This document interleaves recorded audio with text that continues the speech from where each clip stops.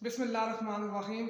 अस्सलाम वालेकुम नाज़रीन, मैं हूं सरदार हसनैन हनीफ और आप देख रहे हैं मेरा यूट्यूब चैनल।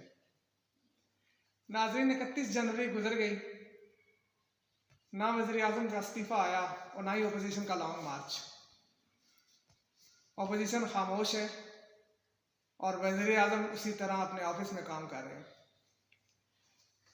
31 जनवरी की डेडलाइन थी अपोजिशन की तरफ से, या तो वज़ीर आज़म इस्तीफ़ा दे दें वरना हम लॉन्ग मार्च करेंगे। नाजरीन, ना ही वज़ीर आज़म ने कोई इस्तीफ़ा दिया और ना ही वज़ीर आज़म कंफ्यूज नज़र आ रहे हैं, लेकिन दूसरी जानिब अपोजिशन कंफ्यूज ज़रूर नज़र आ रही है। अपोजिशन ने पहले इस्तीफ़ों की बात की, फिर लॉन्ग मार्च की बात की, लेकिन अब वो खामोश हैं। लगता है कि अपोजिशन के पास कोई एजेंडा नहीं है। उन्होंने इस तहरीक को आगे कैसे लेकर जाना है वो नहीं जानते। आपस में इख्तलाफात का शिकार है अपोजिशन। 1 फरवरी को वज़ीर आज़म हाउस में एक बड़ी मुलाकात हुई जिसमें DGISI, आर्मी चीफ और वज़ीर आज़म शरीक थे। मीडिया पर जारी होने वाली तस्वीर से ये जाहिर हो रहा है कि वो तीनों कितने ही मुतमईन और खुश नज़र आ रहे हैं। यकीनी तौर पर उनको खुशी नज़र आना चाहिए, क्योंकि वो अपोजिशन जो वज़ीर आज़म से इस्तीफ़ा मांग रही थी वो अब अपने इस्तीफ़े देने की बात कर रही है। इससे लगता ऐसे ही है कि अपोजिशन के पास वज़ीर आज़म को हटाने का कोई रास्ता नहीं है। आईनी तरीके से किसी भी तरह वज़ीर आज़म का इस्तीफ़ा नहीं ले सकते जब तक कि वज़ीर आज़म खुद ना चाहें। दूसरी जानिब अपोजिशन के अंदर इख्तलाफात शिद्दत इख्तियार कर रहे हैं। मौलाना फजलुर रहमान आजकल खामोश हैं। उनकी पार्टी भी टूट फूट का शिकार है। उनके करीबी साथी उन पर फॉरेन फंडिंग, दूसरे ममालिक से फंडिंग लेने का इल्ज़ामात लगा रहे हैं। हत्ता के उनके करीबी साथी हाफिज हुसैन साहब ने यह दावा किया है कि वो इस चीज़ की गवाही देने के लिए तैयार है कि मौलाना फजलुर रहमान माजी में दूसरे ममालिक से फंड्स लेते रहे हैं। मौलाना फजलुर रहमान पर करप्शन की भी तहकीकात बड़ी तेज़ी से आगे बढ़ रही हैं। यही वजह है कि मौलाना फजलुर रहमान आजकल खामोश हैं और उनकी परेशानी में दिन ब दिन इजाफा होता जा रहा है। दूसरी जानिब मौलाना फजलुर रहमान और आसिफ अली जरदारी में भी इख्तलाफात शिद्दत इख्तियार कर चुके हैं। लगता है कि PDM की कश्ती किनारे तक नहीं पहुंच पाएगी। नाज़रीन, 1 फरवरी को होने वाली मुलाकात में तीनों बड़ों ने ये बात साबित करने की कोशिश की है, ये बताने की कोशिश की है कि वो अपोजिशन जो हमें यहाँ से हटाना चाहती थी वो खुद अपनी जगह से हट गई है। हम तो वहीं पे मौजूद हैं और अपना काम कर रहे हैं। ये एक मैसेज था उन लोगों के लिए जो पाकिस्तान की इलेक्टेड गवर्नमेंट को हटाना चाहते थे, जो पाकिस्तान की इस्टेब्लिशमेंट पर बेबुनियाद इल्ज़ामात लगा रहे थे। ये वो मैसेज था कि आप लोग समझ जाएं, हुकूमत जब तक अपनी आईनी मुद्दत पूरी नहीं करेगी उसे कोई नहीं हटा सकता। दूसरी जानिब 1 फरवरी को ही वज़ीर आज़म हाउस में वज़ीर आज़म पाकिस्तान इमरान खान की और काफ लीग की क़यादत की मुलाकात हुई।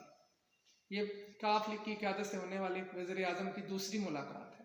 इस मुलाकात में जनाब वज़ीर आज़म पाकिस्तान इमरान खान ने काफ लीग की क़यादत को इस बात की यकीन दहानी करवाई कि सेनेट इलेक्शन में उनको एक सीट दी जाएगी। सेनेट इलेक्शन पे कामल अली आगा का नाम भी तजवीज़ किया गया और इस पर फैसला हो गया कि जो काफ लीग को सेनेट के इलेक्शन में सीट दी जाएगी उसके लिए कामल अली आगा जो है वो उम्मीदवार होंगे। साथ ही साथ वज़ीर आज़म पाकिस्तान फ्रंट फुट पर खेलते हुए उन्होंने सेनेट इलेक्शन की तैयारी और सारे इंतज़ामात पंजाब में उसके लिए कमेटी तश्कील दी, जिसके मेंबर वज़ीर आला पंजाब उस्मान बुज़दार, स्पीकर सूबाई असम्बली जनाब चौधरी परवेज़ इलाही और चौधरी सरवर साबिक़ पंजाब होंगे। वज़ीर आज़म पाकिस्तान ने चौधरी परवेज़ इलाही को ये टास्क दिया है कि पंजाब के अंदर सेनेट इलेक्शन का रिजल्ट वो चौधरी परवेज़ इलाही से लेंगे। परवेज़ इलाही को फ्री हैंड दिया गया है कि वो पाकिस्तान तहरीक इंसाफ, काफ लीग और इवन पाकिस्तान मुस्लिम लीग नून के बागी अरकान से भी राब्ते करें और इस बात को यकीनी बनाएं कि पाकिस्तान तहरीक इंसाफ सेनेट के इलेक्शन में पंजाब से कम अज़ कम 9 सीटें जीतने में कामयाब हो जाए। दूसरी जानिब पाकिस्तान मुस्लिम लीग नून के अंदर एक बागी ग्रुप बड़ी ताकत के साथ सामने आया है। गुज़िश्ता रोज़ होने वाली प्रेस कॉन्फ्रेंस में उन्होंने मियां नवाज शरीफ पर बड़े बड़े इल्ज़ाम लगाए।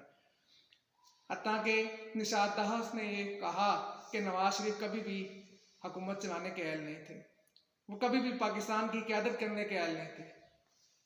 बात यहाँ तक बढ़ गई कि उन्होंने नवाज शरीफ पर रा का एजेंट होने का इल्ज़ाम लगाया। लगता है ऐसा है कि असेंबली इलेक्शन में पाकिस्तान मुस्लिम लीग नून, जो कि अपनी सीटों की वजह से 4 सीटें लेने में कामयाब हो सकती थी, अब वो ज़्यादा से ज़्यादा 2 सीटें ले पाएगी। आने वाले दिनों में पाकिस्तान मुस्लिम लीग नून की मुश्किलात में मज़ीद इजाफा हो रहा है। नाजरीन, दूसरी जानिब आज़ाद कश्मीर के इलेक्शन भी आ रहे हैं। आज़ाद कश्मीर के इलेक्शन में भी पाकिस्तान मुस्लिम लीग नून को बड़ी शिकस्त होने वाली है। उनकी पार्टी आज़ाद कश्मीर में टूट फूट का शिकार है। बहुत से अरकान पाकिस्तान मुस्लिम लीग नून को छोड़कर PTI ज्वाइन कर रहे हैं। आने वाले दिनों में हम इस पर भी नज़र डालेंगे। दूसरी जानिब पाकिस्तान के वज़ीर आज़म इमरान खान ने कल एक और बड़ी ऑफर का ऐलान किया है। उन्होंने अपोजिशन को मुखातिब करते हुए कहा कि इमरान खान इस्तीफा देने के लिए तैयार हैं, लेकिन अगर अपोजिशन अपना लूटा हुआ माल, वो पैसा जो वो चोरी कर बैरून मुल्क ले गए हैं, वो सारा पैसा पाकिस्तान वापस ले आते हैं तो इमरान खान आज ही इस्तीफा देकर घर चले जाएंगे। लेकिन बात सोचने की ये है कि वो लोग जिन्होंने इतनी मेहनत के साथ करप्शन का पैसा इकट्ठा किया और फिर उसे मनी लॉन्ड्रिंग करके बाहर ले गए, वो कैसे वो पैसा वापस ला सकते हैं? ऐसा कभी भी नहीं हो सकता। अगर वो ऐसा करेंगे तो उनकी सियासत हमेशा के लिए दफन हो जाएगी। पाकिस्तान के अवाम कभी भी उस शख्स को वोट नहीं देंगे जिसने एडमिट किया हो कि उसने चोरी की और वो पैसा मनी लॉन्ड्रिंग करके बाहर लेके गया। इसलिए ये शर्त भी लगता है अपोजिशन को हजम नहीं होगी। नाज़रीन, सबसे दिलचस्प बात यह है कि अपोजिशन इस टाइम इंतहाई कंफ्यूज है। उसको ये बात समझ नहीं आ रही कि वो किस तरह इस हुकूमत को घर भेजे।